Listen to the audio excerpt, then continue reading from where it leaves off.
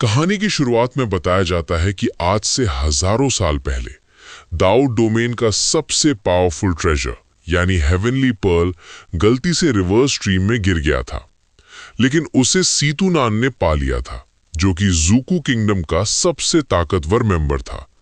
ऐसा कहा जाता है कि इस पर्ल की मदद से एंशिएंट इमॉर्टल रील में जाया जा सकता है, जिसकी वजह से बहुत सारे लोग इसे हासिल करने के लिए फाइट कर रहे हैं। अगले सीन में हम देखते हैं कि 3 मास्टर्स एक साथ मिलकर सीतुनान के साथ फाइट कर रहे थे, क्योंकि वे उसके पास से हेवनली पर्ल को हासिल करना चाहते थे। लेकिन असल में सीतुनान भी बहुत ज्यादा पावरफुल था और इसी वजह से वो अकेले ही उनको शानदार टक्कर दे रहा होता है। तब उनमें से एक मास्टर सीतुनान से कहने लगता है कि तुम ये पर्ल मुझे दे दो, लेकिन सीतुनान उन्हें ये पर्ल देने के लिए रेडी नहीं होता और उनसे कहता है तुम ऐसी बकवास बातें करना बंद करो, क्योंकि अगर तुम इसे हासिल करना चाहते हो तो सबसे पहले तुम्हें मुझे हराना होगा। उसकी ऐसी बात सुनकर वो मास्टर कहता है कि शायद तुम्हें अपनी पावर का ज्यादा ही घमंड हो गया है। अब वे तीनों मास्टर्स एक साथ मिलकर उसके ऊपर अटैक करने के लिए रेडी हो गए थे और इसके लिए उन्होंने अपनी जायंट बॉडी को भी एक्टिवेट कर लिया था। लेकिन सीतुनान इतनी आसानी से हार मानने वाला नहीं था और वो फिर से मुकाबला करने आ जाता है। तभी अचानक वे मास्टर्स अपनी पावर का इस्तेमाल करके उस पर अटैक कर देते हैं, जिसकी वजह से सीतुनान इस बार उनके सामने कुछ नहीं कर पाता और थोड़ा जख्मी हो जाता है। अब सीतुनान को बहुत गुस्सा आता है और वो कहता है मैं तो सुजाकू किंगडम का बेस्ट मास्टर हूं, जबकि तुम आउटर वर्ल्ड के 3 लोग मिलकर मुझे हराना चाहते हो। क्या तुम्हें नहीं लगता कि ये पूरी तरह गलत है? इस पर दूसरी मास्टर कहती है तुम ये हेवनली पर्ल हमें दे दो, उसके बाद हम तुम्हें जाने देंगे। लेकिन सीतुनान फिर से इनकार कर देता है। उनका सामना करने के लिए वो अपनी मार्शल स्पिरिट फायर फेनिक्स को बाहर निकालता है। इसे देख बाकी मास्टर्स भी अपनी स्पिरिट्स निकाल देते हैं और उनके बीच शानदार फाइट शुरू हो जाती है। चूंकि सीतुनान अकेला था, वो ज्यादा देर टिक नहीं पाता और वे उसे हरा देते हैं।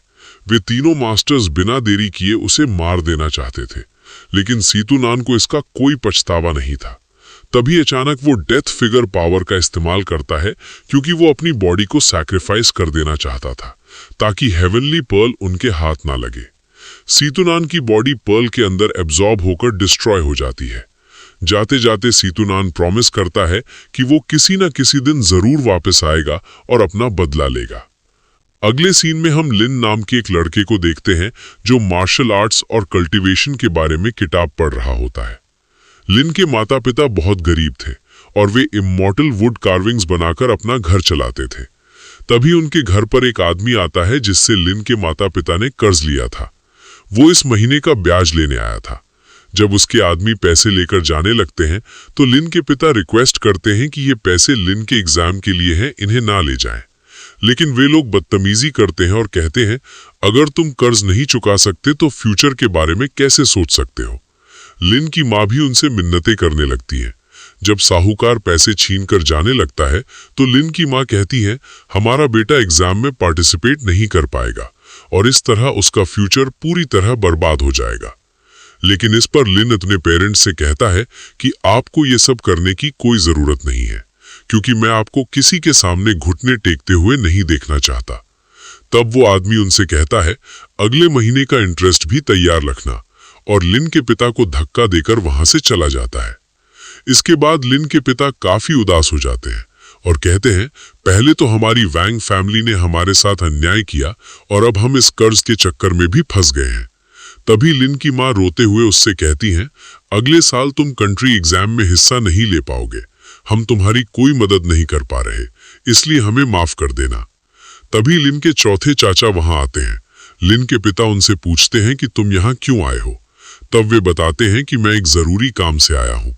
हमारे जाओ किंगडम में हेंग यू सेक्ट वाले इमॉर्टल कल्टीवेटर्स के लिए शिष्यों को रिक्रूट कर रहे हैं। चौथे चाचा चाहते हैं कि लिन भी इसमें हिस्सा ले, क्योंकि उनकी वैंग फैमिली के पास 3 कोटा है। ये सुनकर लिन के पेरेंट्स उदास हो जाते हैं, क्योंकि उन्होंने सुना था कि इमॉर्टल्स की कल्टीवेशन बहुत खतरनाक होती है, जिसकी वे कल्पना भी नहीं कर सकते। वे नहीं चाहते कि लिन वहां जाए और उसे कुछ हो जाए। वे तय करते हैं कि वे फिर से पैसे जमा करेंगे ताकि लिन अगले साल के एग्जाम में हिस्सा ले सके। लेकिन तभी लिन कहता है कि वो जाने के लिए तैयार है। वो अपने पेरेंट्स से कहता है, मैं नहीं चाहता कि कोई आपको इस तरह बुली करे और मैं आपको इतनी मेहनत करते नहीं देखना चाहता। अगर मैं इमॉर्टल सेक्ट का शिष्य बन गया तो किसी की हिम्मत नहीं होगी कि वो आपको परेशान करे। अंत में लिन के पिता मान जाते हैं और उसे लेकर वैंग फैमिली की हवेली की तरफ जाने लगते हैं।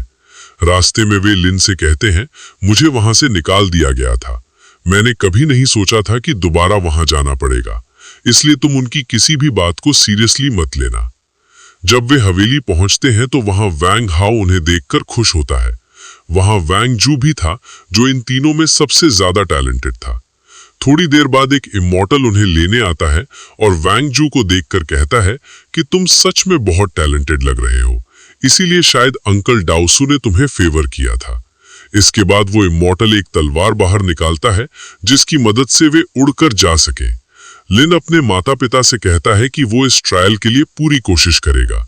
उसकी माँ कहती है, अगर तुम सेलेक्ट हो गए तो ठीक, वरना तुरंत हमारे पास वापस आ जाना। लिन उन्हें चिंता न करने को कहता है और इमॉर्टल के साथ उड़ते हुए हैंग यू सेक्ट की तरफ निकल जाता है। रास्ते में उन्हें बहुत सी अद्भुत चीजें नजर आती हैं। जब वे सेक्ट पहुंचते हैं तो वहां पहले से बहुत सारे स्टूडेंट आए हुए थे। थोड़ी देर में सेक्ट लीडर अपने एल्डर्स के साथ वहां आते हैं। सेक्ट लीडर कहते हैं, मेरे हैंग यू सेक्ट का सिलेक्शन प्रोसेस बहुत सख्त है, तुम में से बहुत कम लोग ही सेलेक्ट हो पाएंगे। इसके बाद वे बताते हैं कि सबसे पहले स्पिरिचुअल रूट टेस्ट होगा, क्योंकि कल्टीवेशन के लिए ये टैलेंट सबसे जरूरी है। एल्डर्स बारी बारी से अपनी पावर का यूज करके सबका टेस्ट लेने लगते हैं, लेकिन काफी समय तक कोई भी क्वालिफाई नहीं कर पाता। फिर बारी आती है वैंग जू की। स्पिरिचुअल रूट टेस्ट करने के बाद वो एल्डर उससे पूछता है कि क्या तुम वैंग जू हो जिसके बारे में एल्डर डाउसू ने जिक्र किया था। इसके बाद हम देखते हैं कि वैंग जू इस टेस्ट के लिए क्वालिफाई हो जाता है। फिर इसके बाद टेस्ट के लिए वैंग हाओ की बारी आती है। हम देखते हैं कि वैंग हाओ अचानक से उस एल्डर की तारीफ करने लगता है। एल्डर भी उससे खुश होकर कहता है कि तुम तो बहुत स्मार्ट लगते हो।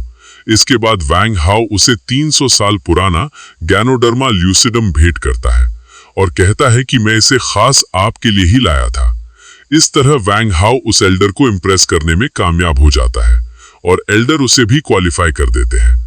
अब कुछ देर बाद लिन के टेस्ट की बारी आती है, लेकिन वो इसमें क्वालिफाई नहीं कर पाता। लिन इस बात से काफी उदास हो जाता है, क्योंकि उसे लग रहा था कि अब वो अपने पेरेंट्स के लिए कुछ भी नहीं कर पाएगा। लेकिन तभी सेक्ट लीडर कहते हैं कि स्पिरिचुअल रूट तो अभी केवल पहला चरण था। ये सुनते ही लिन काफी खुश हो जाता है, क्योंकि इसका मतलब था कि ट्रायल अभी खत्म नहीं हुआ है। इसके बाद सेक्ट लीडर सबको एक सीढ़ी दिखाते हुए कहते हैं कि जो कोई भी सूर्यास्त होने से पहले इस सीढ़ी के शिखर पर पहुंचेगा, वो इस टेस्ट में क्वालिफाई माना जाएगा। लेकिन जो भी सूर्यास्त से पहले इसे पूरा नहीं कर पाएगा, उसे फेल माना जाएगा। साथ ही वे बताते हैं कि इसके दौरान तुम्हारे सामने बहुत सारे चैलेंज आएंगे। अगर तुम्हें लगे कि तुम आगे नहीं बढ़ पाओगे तो मदद के लिए आवाज लगा देना, हमारे लोग तुम्हें बचा लेंगे। अब इनका ये टेस्ट शुरू हो जाता है। सभी लोग तुरंत ऊपर चढ़ने के लिए तैयार हो जाते हैं। दूसरी तरफ लिन सोचता है कि ये उसके लिए आखिरी मौका है, इसलिए वो इसे किसी भी कीमत पर पूरा करने का फैसला करता है। वो बाकी लोगों के साथ ऊपर की तरफ जाने लगता है। तभी अचानक एक लड़का उसे नीचे गिराकर आगे बढ़ जाता है। तभी हम देखते हैं कि एक लड़के के सामने आग आ जाती है और वो उसमें बुरी तरह फंस जाता है। लेकिन उन्हें बचाने के लिए इमॉर्टल्स वहां आ जाते हैं। जो कोई भी आगे नहीं बढ़ पा रहा था, वे उन्हें बचाकर नीचे ले जा रहे थे। लिन भी बुरी तरह जख्मी हो गया होता है, लेकिन इसके बाद भी वो आगे बढ़ने की पूरी कोशिश करता है। तभी अचानक वो एक ऐसी जगह गिर जाता है जहां उसके चारों तरफ लावा भरा होता है। लिन की हालत बुरी तरह खराब होने लगती है और वो उसमें डूबने लगता है, लेकिन वो हार नहीं मानता और किसी तरह तैरकर किनारे पर आ जाता है। जैसे ही वो बाहर आता है, लावा उसकी बॉडी से अपने आप गायब हो जाता है। वो एक भ्रम था। अब सीढ़ी लिन के बिल्कुल सामने होती है, लेकिन जैसे ही लिन दौड़ते हुए आगे जाता है, उसे पता चलता है कि वहां पहुंचने के लिए कोई रास्ता नहीं है। वो ये देखकर उदास हो जाता है, लेकिन उसके अंदर इमॉर्टल बनने का जुनून सवार था। वो फैसला करता है कि वो कामयाब जरूर होगा।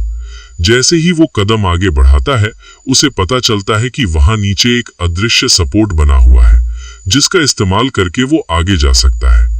वो इसी तरह आगे बढ़ते हुए सीढ़ी की तरफ जाने लगता है, तभी अचानक उसके सामने एक अदृश्य दीवार आ जाती है, जिसकी वजह से वो आगे नहीं बढ़ पाता।